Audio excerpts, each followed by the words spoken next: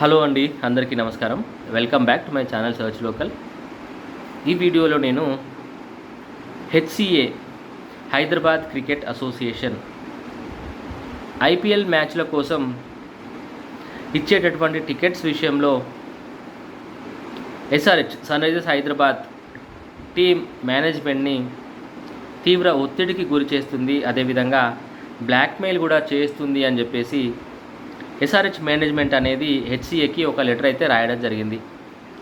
So ఈ లెటర్లో వాళ్ళు ఎదుర్కొన్నటువంటి చేదు అనుభవాలు, అదేవిధంగా హెచ్సిఏ అనేది వాళ్ళని ఎలా బ్లాక్మెయిల్ చేస్తుంది, ఎలా తీవ్ర ఇబ్బందులకు గురి చేస్తుంది అనే అంశాలతో పాటుగా వాళ్ళకు ఇష్టం లేనట్లయితే ఉప్పల్ వేదిక నుంచి వాళ్ళు ఇంకొక వెన్యూకి షిఫ్ట్ అయిపోతామని చెప్పేసి కూడా ఈ కంప్లీట్ మ్యాచెస్ ఏవైతే ఉన్నాయో ఐపీఎల్ సంబంధించినటువంటి మ్యాచెస్ వాటిని వేరే ప్రదేశంలో వాళ్ళు నిర్వహించుకోవడానికి అనుమతి కావాలి అని చెప్పేసి కూడా ఈ యొక్క లెటర్లో అయితే వాళ్ళు ప్రస్తావించడం జరిగింది. అసలు జరిగినటువంటి సంఘటన ఏంది, అసలు ఎందుకు జరుగుతుంది అని చెప్పేసి మనము చూసినట్లయితే హైదరాబాద్ క్రికెట్ అసోసియేషన్ అనేది సన్ రైజర్స్ హైదరాబాద్ మేనేజ్మెంట్ని ఫ్రీ పాస్ల విషయంలో తీవ్ర ఇబ్బందులకు గురి చేస్తుంది, అదేవిధంగా వాళ్ళని బ్లాక్మెయిల్ చేస్తుంది అని చెప్పేసి అయితే వాళ్ళు ఆ యొక్క లెటర్లో మెన్షన్ చేయడం జరిగింది.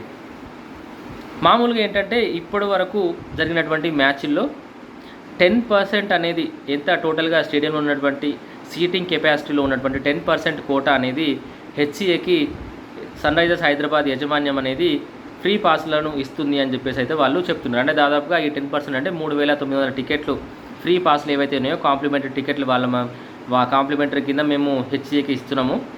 ఇది కాకుండా ఇంకా కొన్ని మాకు కావాలి అని చెప్పేసి మమ్మల్ని ఇబ్బంది పెడుతున్నారు, అదేవిధంగా బ్లాక్మెయిల్ చేస్తున్నారు ఇప్పుడున్నటువంటి హెచ్సిఏ అధ్యక్షుడు జగన్మోహన్ రావు గారు అని చెప్పేసి హెచ్సిఏకు ఈ యొక్క సన్ రైజర్స్ హైదరాబాద్ యాజమాన్యం అనేది తెలపడం జరిగింది. సో ఈ యొక్క ఇన్సిడెంట్స్ ఏవైతే ఉన్నాయో ఈ యొక్క ఎక్కువగా టికెట్స్ అడగడం కానీ లేకపోతే ఇలా ఇబ్బంది గురి చేయడం అనేది గత 12 సంవత్సరాల్లో ఎప్పుడూ లేదు. దాదాపుగా ఎస్ఆర్హెచ్ మరియు హెచ్సిఏతో వీళ్ళకు ఉన్నటువంటి రిలేషన్షిప్ దాదాపు 12 సంవత్సరాల నుంచి ఉంది. సో ఎప్పుడు కూడా మాకు ఇలాంటి ఇబ్బంది అవ్వలేదు, ఇలాంటి ఇబ్బందులకు ఎప్పుడు కూడా గురి అవ్వలేదు. సో దాదాపుగా ఇది గత 2 సంవత్సరాల నుంచి మాత్రమే ఇలా అవుతుంది అని చెప్పేసి కూడా వాళ్ళు చెప్పడం జరిగింది. సో దీనికి సంబంధించి ఇంకా కొన్ని విషయాలు వాళ్ళు ఏం చెప్తున్నారు అంటే గత కొద్ది మ్యాచ్ల క్రితము వీళ్ళు స్టేడియంలోకి ఎంటర్ అయిన తర్వాత వీళ్ళకి కొన్ని కార్పొరేట్ బాక్సులు అనేటివి ఉంటాయి యాజమాన్యాలకు సంబంధించి. సో వీళ్ళు కూర్చునేటటువంటి బాక్స్ ఏదైతే ఉందో దానికి తాళం వేసుకొని వెళ్ళిపోయారు హెచ్సిఏ వాళ్ళు. సో తాళం ఇవ్వండి అంటే మీరు మాకు ఎక్స్ట్రా టికెట్స్ ఇవ్వండి, అప్పుడే మీకు ఈ బాక్స్ యొక్క గేట్ ఓపెన్ చేస్తాము, మీరు వెళ్ళి కూర్చోవచ్చు అని చెప్పేసి వీళ్ళను బ్లాక్మెయిల్ చేసిరంట. సో దీనికి సంబంధించినటువంటి విషయాలు కూడా వాళ్ళ లెటర్ లోపల ప్రస్తావించడం జరిగింది. F12A బాక్స్ ఏదైతే ఉందో దానిలో వీళ్లకు టోటల్గా 50 సీట్స్ ఉన్నాయి. సో అందులో కూడా దాదాపుగా వీళ్లకు ఏం చెప్తున్నారంటే 50 సీట్ల సామర్థ్యం ఉన్నటువంటి F12A కార్పొరేట్ బాక్స్ టికెట్లు కూడా ఇందులో భాగమే. కానీ ఈ సంవత్సరం ఏం చేశారంటే ఈ F12A బాక్స్ ఏదైతే ఉందో దానిలో వీళ్ళు కేవలం 30 సీట్లు మాత్రమే పెడుతున్నారు.